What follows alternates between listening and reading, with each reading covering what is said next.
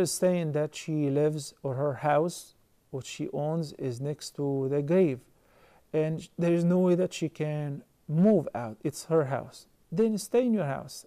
I asked you whether it's a Muslim graveyard, so this way you will continuously, every time you're passing by or you're going through your house, give salam to the dwellers of the graveyard, provided they're Muslims. Assalamu alaikum ahla diyari min al-mu'minina wal-muslimin wa inna insha Allahu bikum lahiqun nas'alullaha lana wa lakum al-afiyah.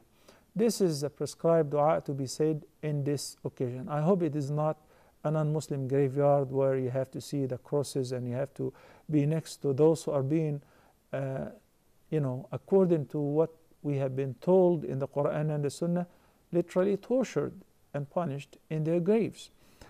As I was a student, I used to take the bus to the Al-Azhar campus, and it would go through the heart of Cairo, and I would pass by a huge cemetery, graveyard, and the number of the living who were living in the graveyard would outnumber those who are being buried in it.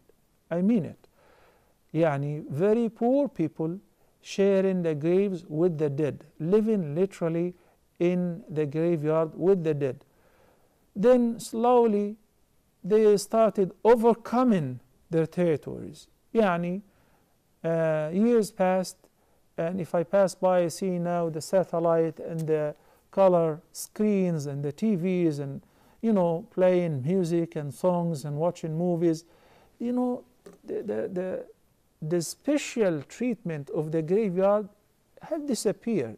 The graveyard, I don't want to say it's a sacred place, but it's a place to remind us of death. Not anymore. So the person who is living next to the grave is more worthy than others to be always reminded of the condition of death, the shortness of life, and so on.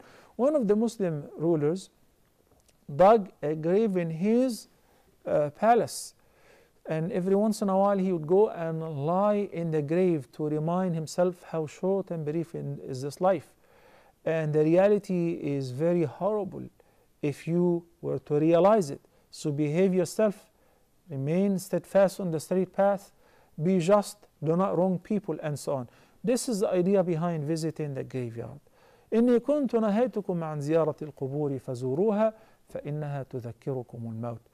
And Nabi sallallahu alayhi wasallam said, I forbade you from visiting the graveyard earlier. Now visit, because it shall remind you of death.